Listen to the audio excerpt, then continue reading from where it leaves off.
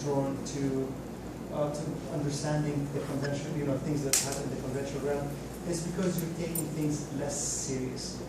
You're taking this veneer less seriously. You're knowing there's a knowingness. You may not be completely aware why I'm not drawn to the news anymore. Why I'm not drawn to my own events in my life. Like what seemed to be such a struggle in your life, now you're looking at it and saying, okay, whatever. It's because you're taking the word of form, the word of thought, less seriously. Because it is insignificant. Thoughts are insignificant. But yet, we say this here, and we know it. We go out and we take our thoughts so seriously, and with every thought there's an emotion created, and we get depressed, and we get happy, and the dopamine gets all over the place, and adrenaline gets all over the place, what do you call it? The hormones levels go up and down, and all this stuff, all because of thought. And this thought, and this thought might not really exist in the conventional reality either. I mean, you could be sitting on a couch watching a beautiful movie or a funny movie, and a thought comes to you about something that might happen in the future, and now at a sudden your heart is pumping harder, and you're sweating, and you want to go drink water, and you feel depressed, you feel bothered, and this thought does not exist. It's just a thought. You go crazy, and you get depressed and all this stuff. Yeah. And it is just a thought, and it's an insignificant thought. And that happens often. I know no one can deny it here. I've experienced it over and over and over, where I'm thinking of something in the future or the past, and I feel my mood will change, my heart starts beating faster, I start sweating, as if it's happening. Happening inside. But it is not happening at all. There's no such a thing. Just based on the concept that it might happen. But what about if it doesn't happen? When it happens, you can sweat and you can freak out, but not yet. But isn't that just fear? And related to the sense of separatism, the good, the bad, the me, the my, the ego. That's where fear comes from, and right? realizing that there is something more. Right. So that something more is what brought all 200 people into the room. Right. Some of them took off. There's still something more. So I think that's one thing in unity we all have together. But some of us can sense there's something more, but there's a way of being this, which is a little different than the other 180. But that's a gift. It's an evolution. It is what it is. Right. And speaking for myself, I come back for reminders. I hear the same thing often, and in different ways. It helps to see it in different ways and help hear other people express it. But it's the reminders. Because out the door, it's a few steps, and then it's back into this other little world here. So it's kind of back and forth. But gradually, it's just easier and easier. And it's all good. Right, and all this information, like I told you before, there is no need for anyone to come here, because none of this information is going to change anything. It's all thoughts and words. And all the change happens from a place beyond thoughts and words. But I feel drawn to come. Then you do what you do, whether it makes sense or not. But yeah, I can see the point that you're saying, that it's a reminder too, because things happen. And last night I was sitting on the floor and I stood up and I turned suddenly, and my knee didn't turn with me. And my first reaction was, like before I would have been, oh shoot, because then I was limping and it really hurt. But then I just said, and so somewhere that's happening. That I just said, okay, well. Yeah. Yeah, but John, the part about none of it matters. Little by little, as those little windows open up, you have an experience. And I think those experiences, do they not matter? Think of experience that opens your eyes. Or as you said, God opens those little eyes. Right. So an experience is a movie on the screen. So if you're the audience, if you're the observer, and you're sitting and watching a movie on the screen, and that's your experience now, whatever the movie is entailing. You as an observer, can you do anything about the screen? Can you change a movie by looking at the screen? You cannot. This here, the blue line, is just the reflection of the screen. So I would say before the blue line here, there is a very thin line, pink, which is our individual points, which is our state of mind. So what's happening here goes through the pink and ends up being projected as a blue. Your brain, what is experiencing? It's experiencing the blue, right? Our brains. So your brain is now experiencing those words, experiencing all of this. All of this, every word I'm saying, everything is part of the blue, which is the movie on the screen. So can you, the experiencer, the brain, change anything on the screen? You can't. You have to go back to the source where the light is and the slides are and change it from there. But we don't, the brain doesn't have access to that until awakening. When you're in the state of awakening, then you're able to change. Then you are the consciousness, then you are God. You are, but it's blocked by this. It's just the light going through here. Until this falls apart, and again, there's nothing you can hear, nothing you can read that's going to make this fall apart. That's what I'm talking about. Nothing. There is nothing. It's all word of thought. So any thought that is expressed in words, or any thought that is created from an input, or on its own, can change any of this. That's what I'm trying to say. There's absolutely, it can expand your comfort zone. Again, it can make you feel better temporarily. So if you're living in a box, and you are in this corner, and you're not feeling comfortable in that corner, so what you can do through thought is go from this corner and come here and say, that feels much cooler. It feels much more comfortable. The couch here is nicer than the couch here. So you can go into places here temporarily, but nevertheless you are still stuck in the conventional world. You are still stuck in the world of good and bad. You are still stuck in the world of love and fear. And you are, and then you're going to experience fear here or something, and then you're going to say, no, I'm going to change my position again. I'm going to go here. And it's an ongoing thing until death do us apart. No, really, that's what it is. So you're just going to go around the box, find your comfort zone, or expand the box just to find your comfort zone through thought. So that's what thoughts do. So any thought that we're having right now, or when we go home, or when we express in words, as those thoughts I'm thinking of and expressing in words, they don't change anything. But beyond those words, beyond those thoughts, there's an observer, there's a consciousness that's connecting this word with this, and that's how change happens. Right. But having the thought that there is an observer, does that not help promote the transition and the change?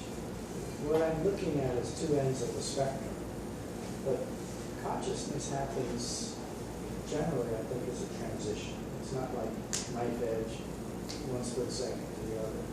There are glimmers of consciousness in there. And once those are experienced, then there's that realization.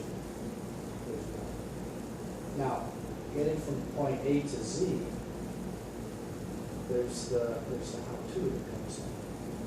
And ultimately, the how-to is to just let go of God and breathe. Right. But in the meantime, with us earthlings down here on Earth, we're still talking, we're still discussing, Right. we're still reminding, we're taking thought constructs of awareness, observation, and on, which are simply road signs that point to us. So, personally, I think that's all very valuable. Right. On the way, on the journey, on the road. It doesn't do the job itself. Right. It kind of lets you know, gets you to the point It's where you know indicators. what you Yeah. have to let go of. Right. So how do you know what to let go of until you know what it is? And then you let go of it. And that's the paradox. That's the mystery of consciousness and love and God.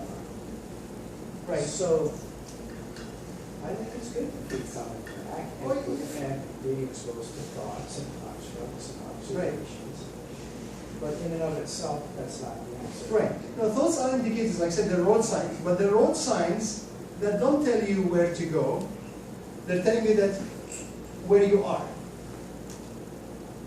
Those road signs don't tell you where to go. They're just telling your brain where you are. So when you are in touch with your thoughts, you know where you are. So, if a person thinks that everything is one, that's a thought. That's an indicator. You say, anyone can say that. Well, get the religious people in here and let them say everything is one. They won't. Some, at least some.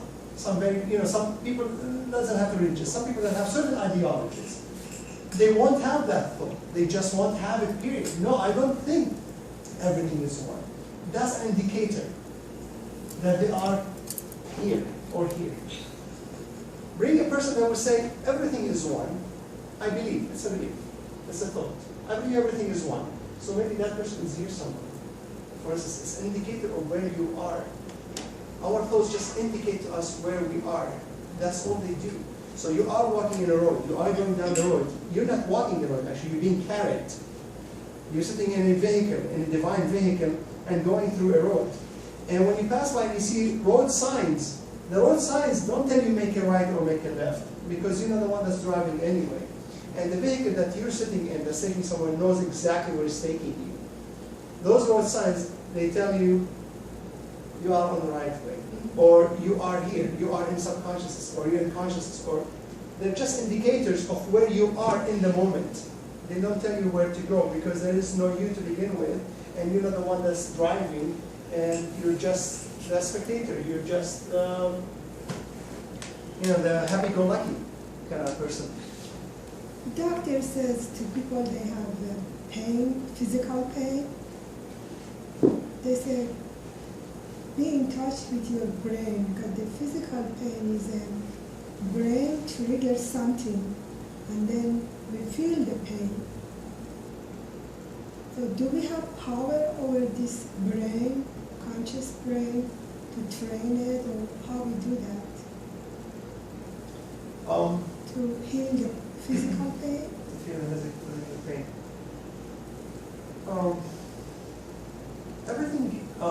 Everything that happens comes from consciousness, including the pain itself. It is consciousness through the certain filters. So any pain, anything in existence, anything that you experience, is consciousness going through whatever filter it's going through, which is our state of mind, basically.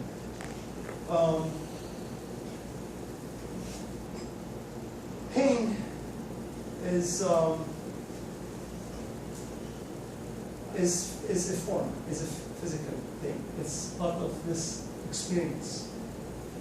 What can really get rid of pain could be medicine, conventional medicine, which is still God, which is still consciousness through certain filters, through the filter of whatever it evolved itself, how it evolved itself to experience itself. So doctors, medicine, this is all consciousness experiencing itself through different filters, through different layers. But the direct change, the direct and instant change, which we call miracle, to change a physical condition or a mental condition instantly, and not through the layers of form. So you can treat something through the layers of form, which is filters, which are doctors, medicine, and things like that, right? But there's a new method of change. So let's say this, right? You're right here. This is manas, okay? Your brain, and you're experiencing pain here.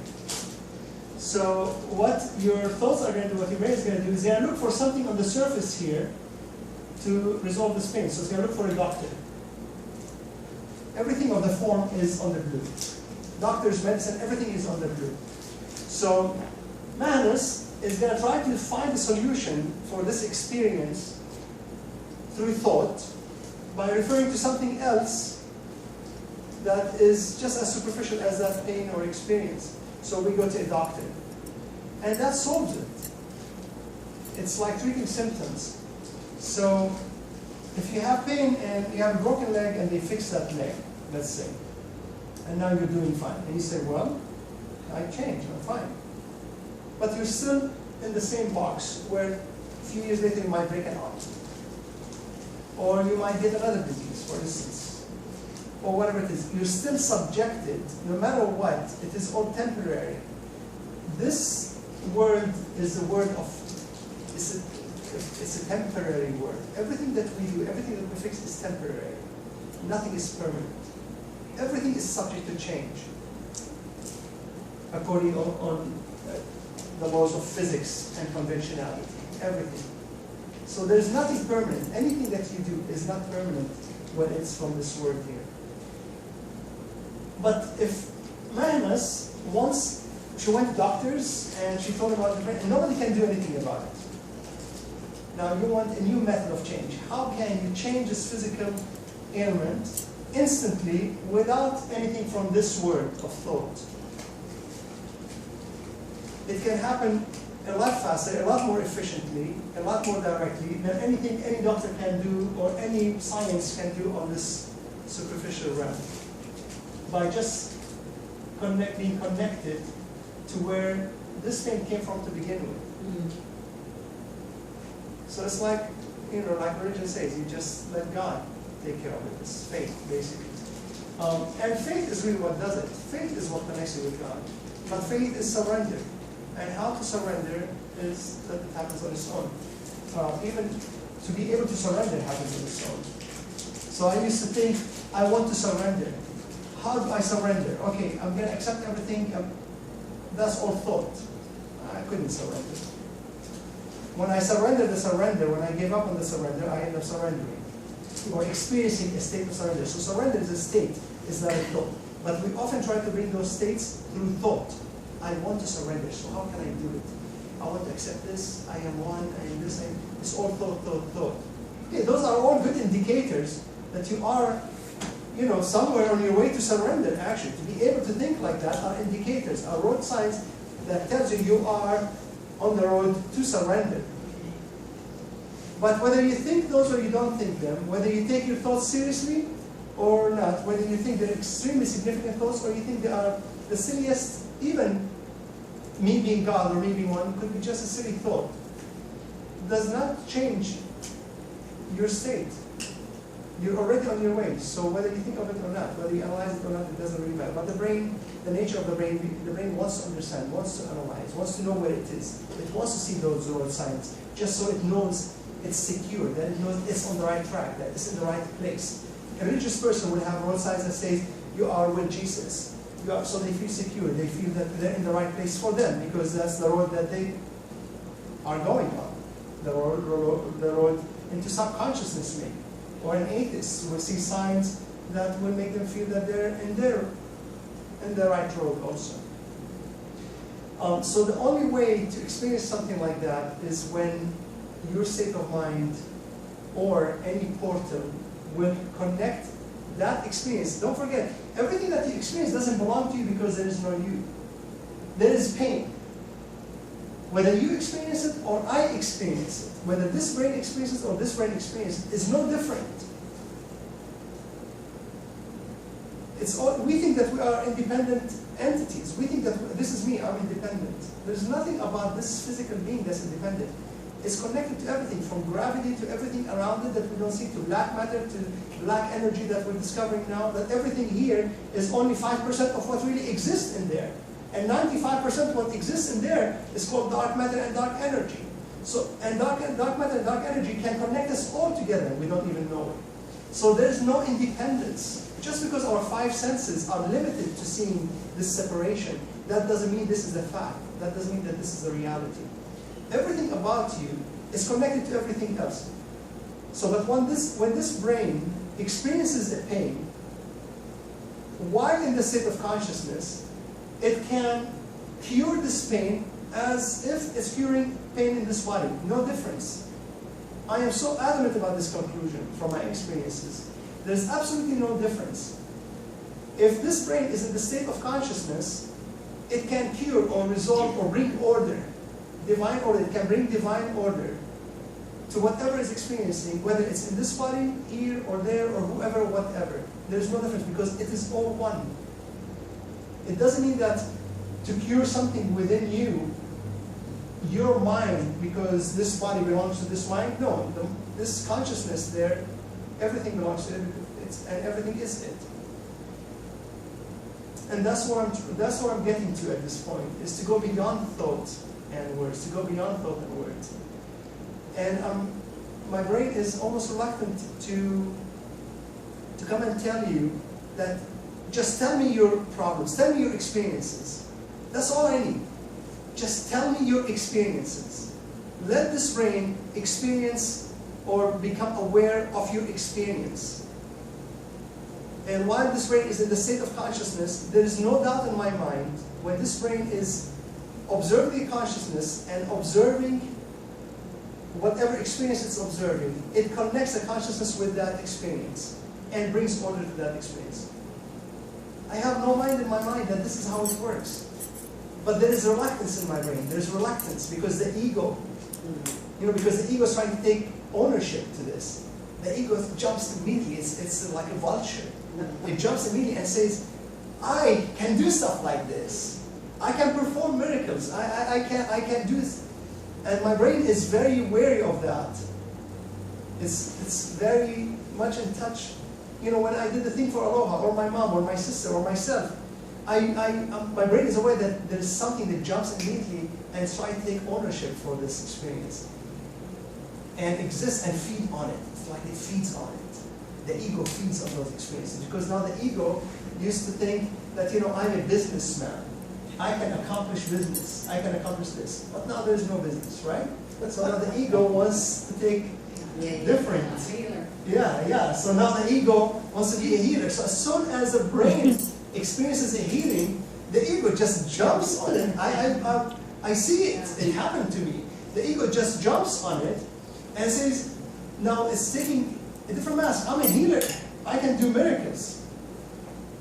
That's exactly what happens. So my brain now hesitates to do this observation, to do this portal job that it's here for to do. And so it's your brain, every mind. This is its ultimate job, is to be an open channel between consciousness and whatever the brain experiences. So you have the brain to experience the word of form, or the subconscious mind to experience the word of form, and there's a new mind to experience consciousness. When those two experiences are happening at the same time, when the brain, through the 5 senses, is experiencing something in the world of form, and simultaneously the new mind is experiencing consciousness, boom, it's an open channel. It's an absolute open channel. That's when order comes into whatever this brain is experiencing. I cannot determine what the order is. I cannot tell you what the order is, but all I tell you is order, divine order will flow into that experience. I know it. Well, that's how Jesus lived. Maybe, yeah. I mean, according to what we understand, yeah, Yes. Makes sense. But this is what it is. Usually our brain is experiencing this word. Our subconscious mind is experiencing this word. There is no experience of the consciousness. And the thought of the consciousness, there is consciousness, that's not an experience, this is a thought. Don't be misled by that. This is a thought. There is a consciousness that's observing. That's a thought. An experience is an experience. Is you experience something called awakening. You experience something called non-judgmental observation. So when those two, when the brain is seeing through the 5 senses, and the new mind is experiencing consciousness, that's when consciousness is connected to the form that it is experiencing through the brain. Does it make sense to you? Yes. You know what I'm saying? And that's exactly why we have a brain. That's exactly why we have a subconscious mind. It is necessary. So it can experience the word. So it can experience the form. And then the new mind is arising, so it can experience the consciousness. And when they're connected simultaneously, the consciousness experiences the word of form directly and instantly, without going through the layers of time, space, and form. Christmas. I have a nephew and a best friend who experiences terrible depressions. and I used to hear them say that you have no idea, the pain is from your head to your toe. Christmas, I had a breakdown, and every cell in my body was spinning. I was in bed. I had no idea how depression could. It seemed like everything happened. I was happy all my life, but everything happened. And I just laid in bed saying, I can't let this happen. I can't go there. I mean, it was so god awful. I can't even tell you. Every single cell was spinning. And I knew my mind did that. You know, I knew my mind was doing this to my body. And I swore I was going to get out of this. And I just wanted to share that, how powerful that mind is when you're, and how out of control you can get. And I never understood it until that. Right. Until you experience it, you can hear about it, you can relate to it. But Yeah, until you experience it. I used to hear it from my nephew, who I love dearly, but I never knew what he was going through. Yeah. But I'm out of it, and I never want to go there again. But I guess consciously, I knew that I was going really to the nut house. To the nut house. And when you talk about it now, how are you feeling about it now? I don't think I'll ever go there again. I think I have more of an understanding and of how to interpret that. You know, I just never want to go there again. I think maybe it was a breakthrough and not a breakdown. Now that we're talking about this, Right. yeah. Right, that experience was an indicator I couldn't. of your state at that time, which was totally unconscious state. All that happened to you was at the unconscious level. Just all chemicals, emotions that you went through. And then after that, to become aware of it, this is another indicator to where you are, you know, different place you are at now from the time it happened. Yeah. But Manas, what is it that you were going to tell me? What pain are you talking about? Physical pain, just pain, joint pain. What do you mean, what pain I'm talking about? You mentioned that physical pain. Yes. Are you relating to your own? To me, yeah. Right. We, you know, all humans, we go through physical pain, emotional, psychological pain. Are you feeling this pain now? Yes. May I ask, were you feeling the pain? My neck, shoulder. I experienced it today before I come here. And how are you feeling right now in this moment? It's same, hasn't changed. So you're feeling the pain right now in this moment as you speak.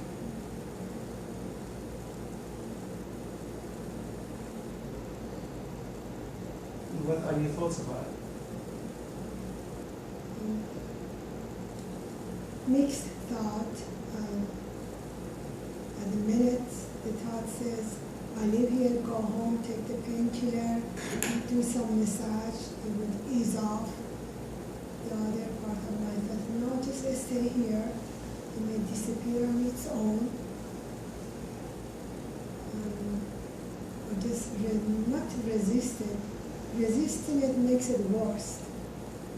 Perhaps ignore it and stay right here, be here. That might distract my mind from pain. It hasn't happened yet since I've been here. Are you feeling angry about this pain? Yes. At this moment, Yes. you're resenting it. Sad, angry, yes. I don't want to, but the thought is there. Yeah, Yes. yeah. You see, anger or resentment is a response to pain and fear. It's a biological response to pain and fear. It acts like an anesthetic. It doesn't solve anything. It's like now you have physical pain, and now you have physical pain and psychological pain. But what anger does is it tries to mask the pain temporarily to feel stronger about yourself. when you get angry, you get this rush of adrenaline. It depends how angry you get, but even if the slightest sense of anger produces endorphins and adrenaline that makes the body a bit stronger to overcome the pain. Feel that it is stronger than the pain. So in that way, it kind of anesthetize the pain. It kind of suppresses the pain temporarily. But then at the end, that anger can only last for so long, then it becomes tired. The brain becomes tired from producing those chemicals and gives up on the anger. And right after anger, you plunge into, depending how big the anger is, if you're very angry, you plunge into deep exhaustion and depression. If you're a little angry, you go in a little depression. And this is the cycle. Then when you got depressed and exhausted, then later on your glands are ready to produce more of those endorphins and serotonin and testosterone, which gives you the sense of anger. Then it takes you back up, and then you want to be stronger than the anger. And it's a dance, it's a fight between the emotional aspect and the physical aspect, winning each other at the same time. It doesn't solve anything. I'm not telling you not to be angry.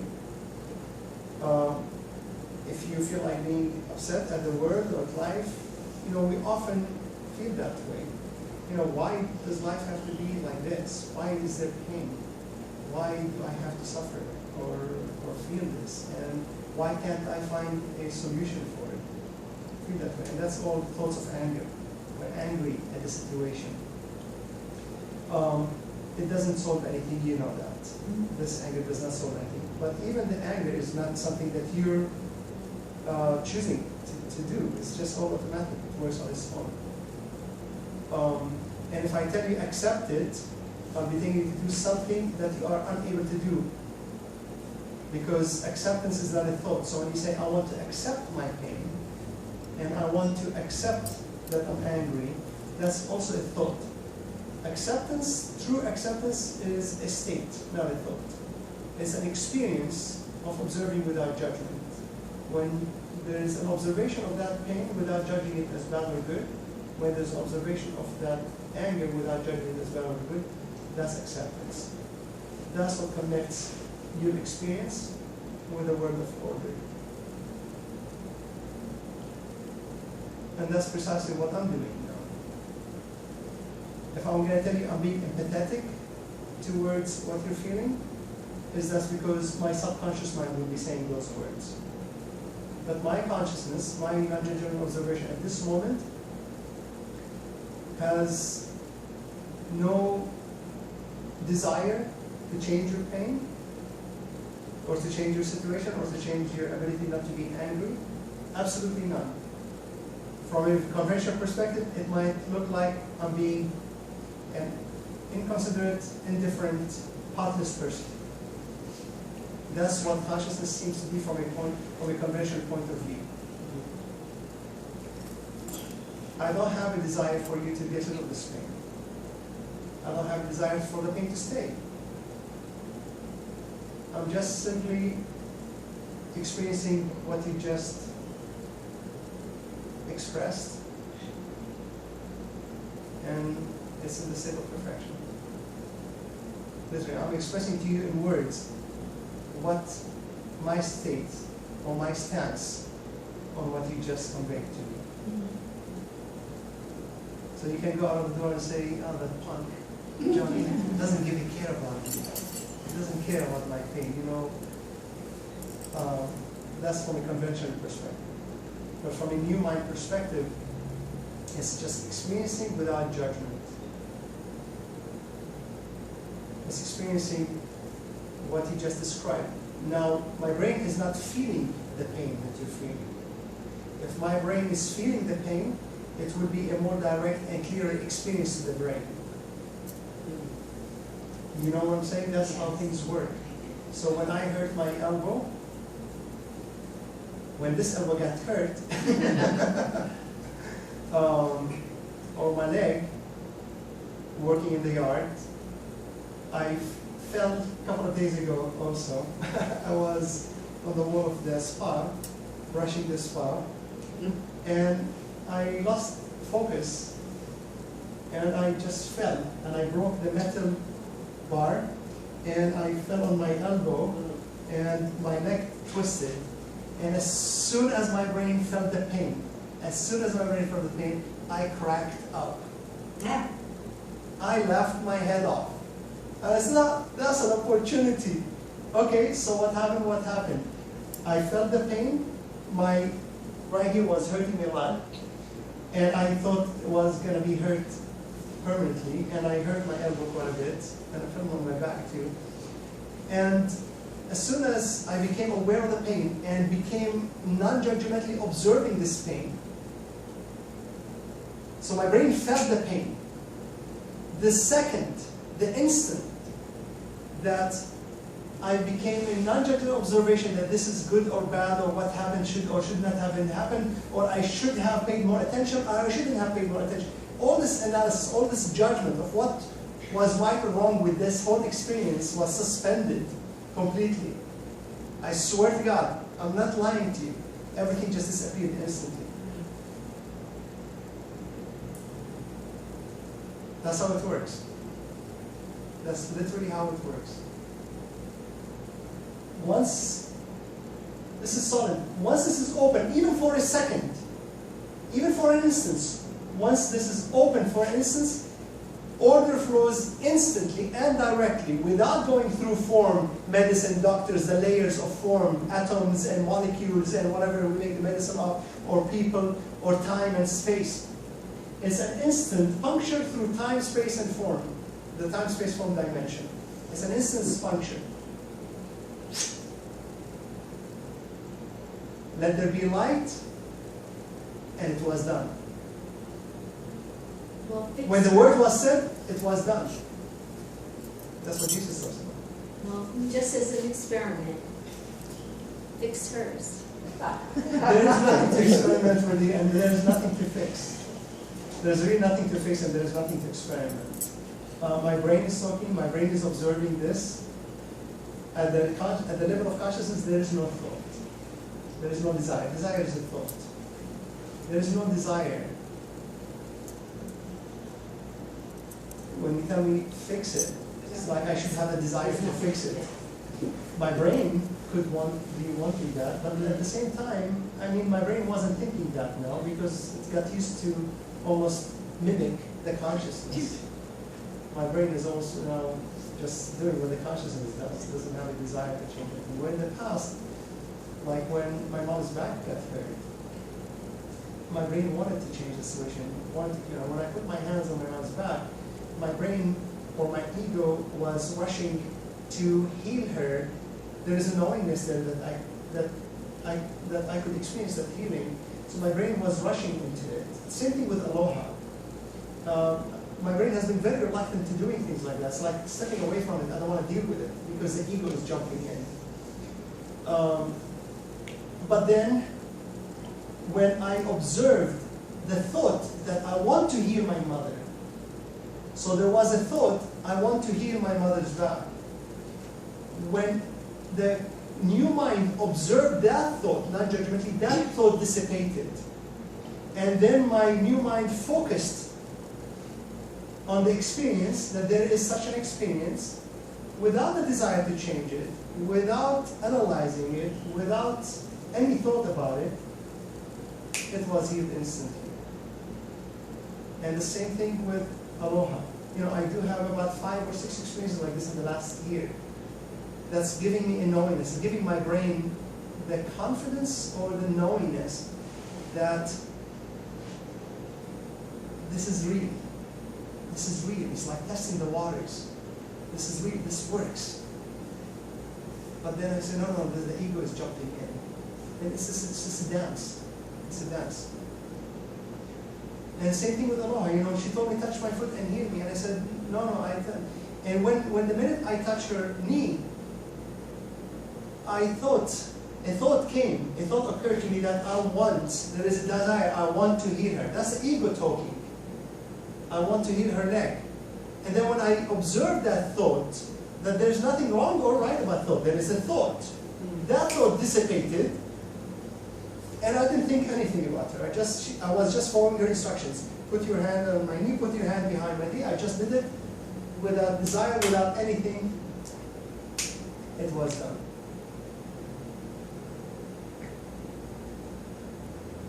If you ask me, okay, come, and I had another lady, you know the lady that came here, the older lady that her hair color is changing? Oh, yeah. Yeah. Molly? No, No, this no, no. lady, her hair was all gray and now it's getting dark again. Oh, no kidding. Okay, so this lady came about maybe 3 months ago, and she told me that she's 80-some years old. Wonderful lady. And she told me that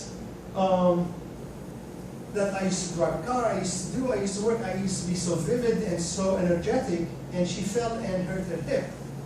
And now she's using a cane or a walker, and she's dealing with the psychological aspect of this experience more than the actual physical aspect, because now she's psychologically downgraded to feeling a lot older than her age, because she has to depend on others and she cannot perform the things that she performed, and she's just feeling a lot older, and she's a vibrant lady that wants to be young.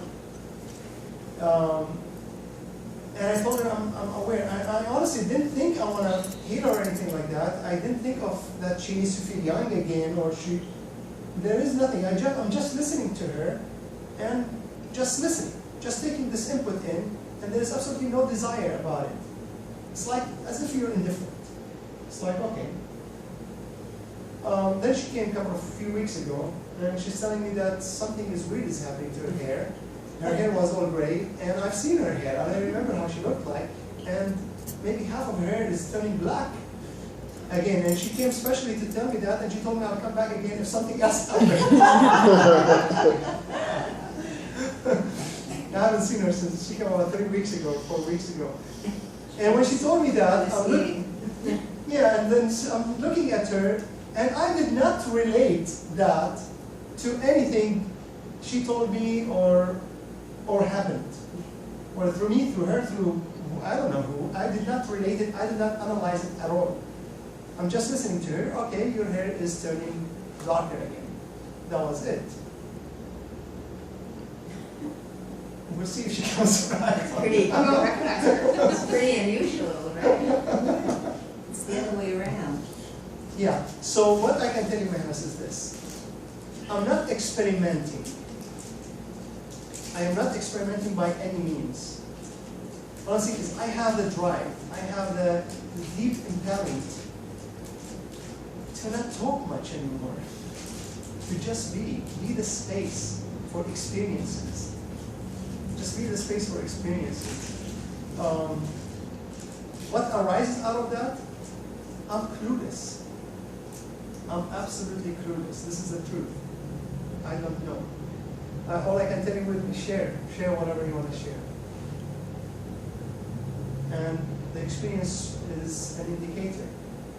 When we see experiences, results, they're just indicators that something is on the right track, that something is happening. Now then, how we label it, how we analyze it, is all works of the brain, of the subconsciousness.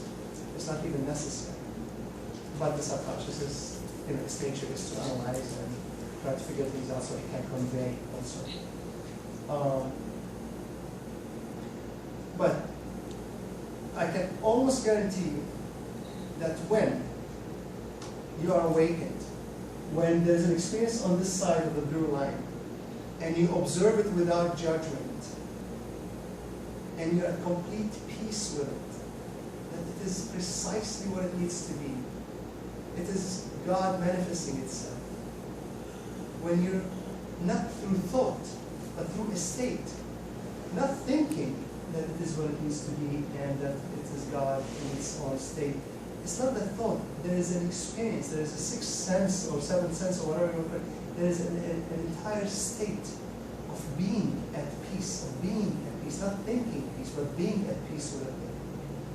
As deep peace as can be, that experience will change according to order and not chaos, because those experiences are all of the form that's coming through certain lenses. You know, everything that you experience, pain, physical pain, or is all a projection of your lens, of your state of mind. This experience related to accept your pain and give it unconditional love. What do you feel now? You want to do about your pain?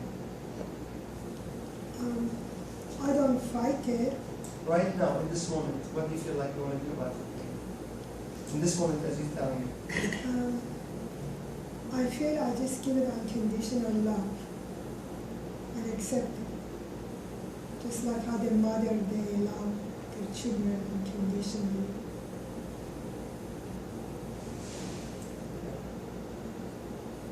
But sometimes it's hard, although I give it unconditional love, it's hard. And the hard part is because pain is still there, and when pain disappears, I have a hard time. I give it unconditional love, but then I expect goes away right away, disappear. And then I will struggle with that thought, go to the consciousness.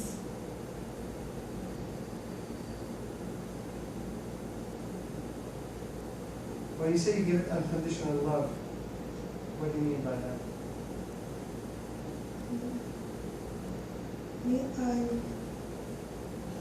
I believe it's part of me. It's part of my organ, how I love me and I love my whole being, the aura. So the pain is one aura to, I'm in love with it, not reject it. That's awesome that you're able to think like that. You know that those are thoughts. Those are thoughts, symptoms of your state of mind, the indicators of your state of mind. Just being able to think like that is an indicator of what's happening in you here, of what's happening to your state of mind, of the changes that are happening with your scaffold and the placement of this